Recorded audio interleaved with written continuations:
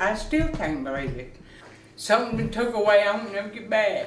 Ray's mother, Ruby King, still in shock and thinks what happened the night of January 5th was a misunderstanding and a mistake by deputies. He never broke a law. He always obeyed the law. The only thing he ever done was went to work. When he wasn't working, he would go fishing. He never hurt nobody. Hours after the shooting, one of Ray's daughters told WAFF 48 News that Ray came outside without a gun. But now the family says they've all watched home security video from the house next door and confirm Ray did have a 9mm gun when he walked outside to check out things. But Ray's sister, Tina Walker, says deputies had no reason to shoot him. I saw it. He never raised that gun. The home security video, they say, came from Ray's daughter next door. The house where they say was the scene of arguing and gunshots 30 minutes prior to deputies arriving. But Ray's father, Johnny King, says deputies came to the wrong house. The trouble was over at the next door. My son's daughter lived over there. Her boyfriend and her had a big racket over there, and he was out there, and he was shooting a gun, him and his daddy. We heard the gun right before Ray come in, but we didn't pay no attention to it because we heard them all the time. They left. Well, then my son come in, he went in there to go to bed.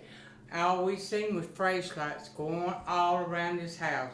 He said, Daddy, somebody's walking around his house shining flashlights all over this house. Yeah. No blue lights. The Kings say Ray instinctually got his handgun and went outside to see who was walking around he and his parents' home. Then, that's when he was shot by deputies. They never said nothing, they just started shooting. A spokesperson with the Madison County Sheriff's Office did confirm that deputies made contact with Ray King, who was armed, and confirmed deputies did fire their weapons and Mr. King was struck. His family says after he was shot, Ray managed to walk back inside the home and lock the door. They believe he thought someone, not law enforcement, shot him. And they say deputies continued to fire shots. He was facing the other way. They had one of them assault rifles. It was just steady like a war zone. It was like a war zone. Still 5 months later, the King's home is riddled with bullet holes. Vinyl right here, and they shot this window out. We replaced it. Ms. King called 911 minutes after Ray was shot, requesting medical help. They say deputies refused to let paramedics in the home and say their son bled to death. I was trying to get them paramedics in here to try to stop that blood on him where he could live. His mother still doesn't understand how something like this could happen to their son. They describe him as a quiet, simple man who worked as a janitor at New Market Elementary for 15 years. Something you never dream it'll ever happen to you. I mean, I don't care about the money because can't no amount of money bring what I've lost back.